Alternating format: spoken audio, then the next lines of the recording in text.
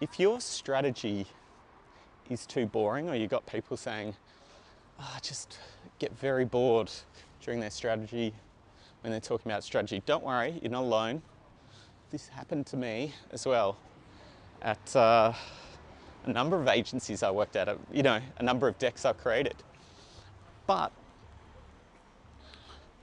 I created a solution which I think is going to be super helpful for you that I'd like to talk to you about.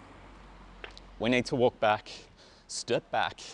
So I want to say 2015, 8 years ago. Jesus, time flies. You can see the time in my face. It's flowing all over my face. Lots of wrinkles now. And I feel like some video, when I'm on Zoom, I get the filter and I like see the video back. I'm like, I don't look like that. I've got more wrinkles than that. This has also got a feature on it where I can like make it more like blended in, but that's not what we're talking about. We're talking about how to make your strategy more interesting. And this is, I want to take you back to 2015. The problem I had was that I'd presented what everyone knows as the purchase funnel, awareness, consideration, purchase, or living, looking, buying, or phases of campaigns. And the clients and my own agency, people at the agency, were kind of getting bored with it. Like, I'm not interested in this anymore. And what we realized was we weren't packaging it up in the right way. And you can make one small change and package it up in a new way that makes it more memorable. And what I realized was what I needed to do was come up with a name, a handle for these campaign phases or messaging frameworks, put a creative story over the top of it. And so what I started doing was creating a thing which I call strategy punchlines, right? And strategy punchlines was, let's look out in culture to see what else is like this that has these kind of phases that we could learn from and potentially call the phases of our campaigns. So the one we started with was for Bacardi, and they were really interested in music and campaigns for like working with artists and being cool like artists.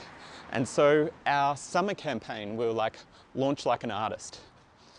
And where it had gone from like seed, swell, kind of grow or something, or awareness, consideration, purchase, what we had done was, or start, middle, end, we'd gone, hey, we're going to start like an artist. So we're going to have a VIP event, a listening party, and then we're going to have the launch of the CD, and then we're going to take it on tour. And this just like nicely like wrapped up into how we actually were launching. So we had these VIP bars that we were doing an event at, then we had our big TV campaign that launched, and then after that we had like this tour, this bus that was going down, I think to colleges and going down the east coast of America. Clients loved it. Creatives loved it too. They're like, oh my God, okay, we can think about like the album artwork. What do all these pieces look like? It just helped get everyone energized around really a framework that's just like beginning, middle, end. So what we started to do was create a whole library of launch likes. It would be launch like a And this was a comm strategy, like how does the campaign come to life? How does the brand come to life? Would be like launch like, insert here. So one of the ones I was working for, there used to be an agency that was only McDonald's Unlimited, I believe it was called, out of DDB. And so I was talking to them about launching their international menu, and I said, the campaigns you got 3 phases here. Clearly I can see it. There was just lots of sporadic kind of ideas. And I said, you need to launch like Chinese restaurants in America. And this just lined up perfectly with all the pieces that they had, because what they had was, at the very beginning, they had an influencer campaign that they were going to run. And then after that, there was, I think it was just like going to be launched in all the restaurants. And then the final thing was they were trying to like increase people using the app and takeaway, using the takeaway app and kind of taking it from there. And so I went and researched, okay, what in culture could they launch like?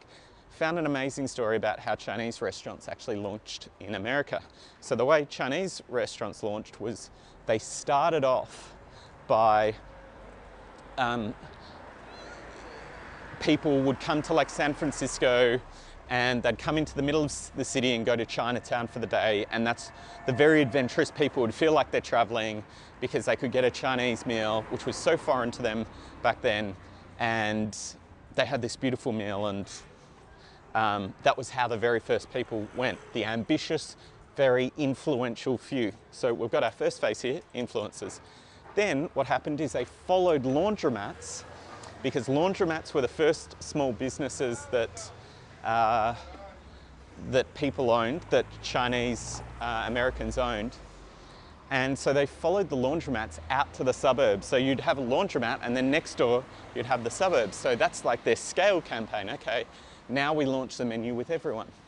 And then thirdly, the reason that it all took off and was all so big was because of the takeaway box. So the Chinese takeaway box was really the catalyst that allowed them to kind of keep going and grow. And so here it was the third thing, which was totally related to the delivery and how they wanted to plus one on the delivery of their products.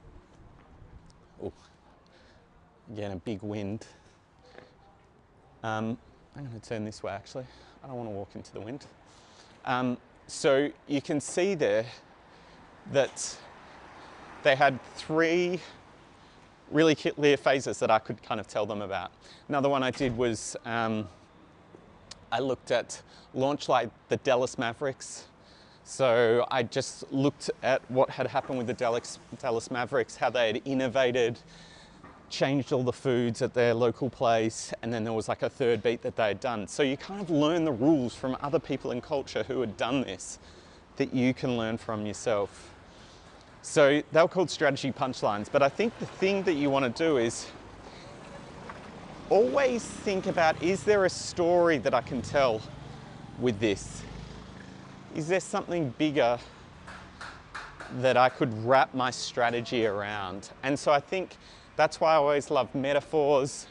And again, this is something that you can use in ChatGPT. I've spoken a lot about it, but ask it. So say you've got, I'm just looking for a brand around me right now.